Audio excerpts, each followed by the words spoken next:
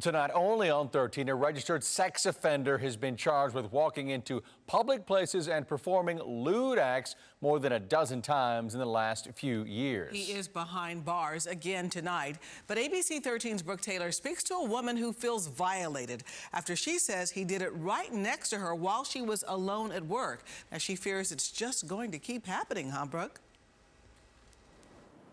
Yeah, Gina and Eric, the woman that I spoke to fears this is going to happen again. Police say they have arrested Clarence Dorris continuously for walking into public places, exposing himself in front of others.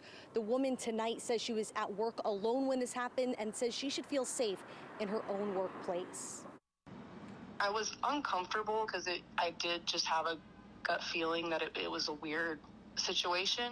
A 26-year-old woman says she was working her job at Catherine Couturier Art Gallery in Upper Kirby when a man walked in on October 19th, sitting right next to her.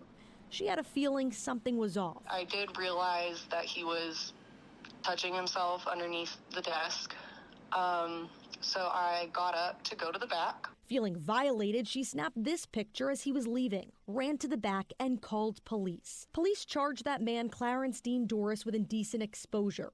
We've learned he's a registered sex offender who's been charged with indecent exposure and public lewdness more than a dozen times since 2012, spending years in and out of jail. I did have a thought of should I just yell at him to leave or something? But you never know, if somebody's going to get violent with you. Just a day before, on October 18th, he was charged with indecent exposure in a separate case. Court records reveal the defendant was reckless about whether another person was present who would be offended and alarmed by the act. In 2017, court documents state Dorris walked into the Welcome Center at San Jacinto College, and the complainant was, quote, in a study room when they noticed the defendant sitting in a corner of the library watching the females walk by.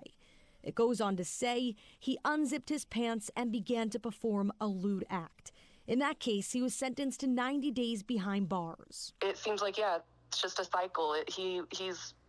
If he's doing the same thing over and over again, then obviously something's not working in the system. She fears it's just going to keep happening. He's currently in state jail on a felony charge for failure to comply with sex offender registration. He's set to be released on November 16th. Brooke Taylor, ABC 13 Eyewitness News.